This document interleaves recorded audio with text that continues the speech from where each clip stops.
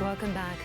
We turn now to the terror fears in the Belgium capital. Security was tight on Friday at a popular Christmas market in Brussels. It opened the day after the city's threat level was lowered to its second highest ranking.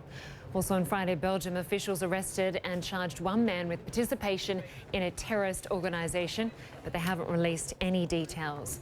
Meanwhile, the French Interior Minister says nearly 1,000 people have been denied entry into France since the deadly Paris attacks. He says these are the people deemed to be a security risk, adding that close to 15,000 officers have been stationed at French borders. Let's get the latest now on all of this. Our Martin Savage joins us now from Paris. Martin, firstly, what's the latest on the manhunt for the Paris terror suspects who are still at large? Lynda, there are two of them that are currently authorities are trying to find. One is Salah Abdeslam and the other one is Mohamed Abrini. Those two men were both pictured together on a security camera 2 days before the attack at a gas station in France. Now, we also know that Salah Abdeslam survived the Paris attack because French authorities detained him for a short while the Saturday morning after the Friday 13th. It was apparently near the border with Belgium. At that time, he wasn't wanted. They were merely stopping all vehicles at a checkpoint. They apparently spoke to him. There were two other people inside the vehicle with him, and then they allowed him to pass. And that is the last that authorities have seen of him. There's been another report that he was seen later in the day in the capital of Brussels. But after that, he's completely vanished, and that has authorities believing that he must be getting some kind of help as he goes along the way, because how does a person stay in hiding for over 2 weeks without any sighting whatsoever? So that's where it stands on the manhunt, Linda.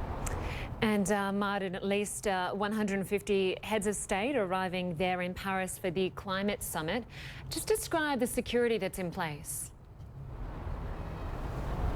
Security is extremely tight. I mean, of course, given the terror attack that happened 2 weeks ago and the heads of state that are now coming for this event, there's been sort of a dynamic shift of the focus of the security.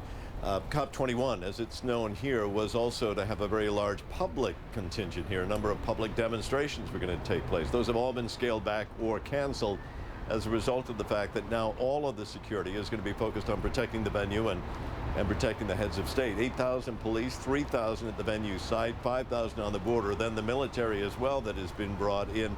But the other concern is that on top of security, that the heads of state that will be gathering on Monday will be more concerned and focused on discussing perhaps how to combat terror rather than how to work at improving the climate. So there are also fears that maybe the money they were going to spend on preventing climate change now will go to more security matters. So this is showing you that the impact here is going to be both beyond just security, but also to the real consequences of what this whole gathering was all about, Linda. Yeah, very good point. Martin Savage in Paris, thank you very much for joining us.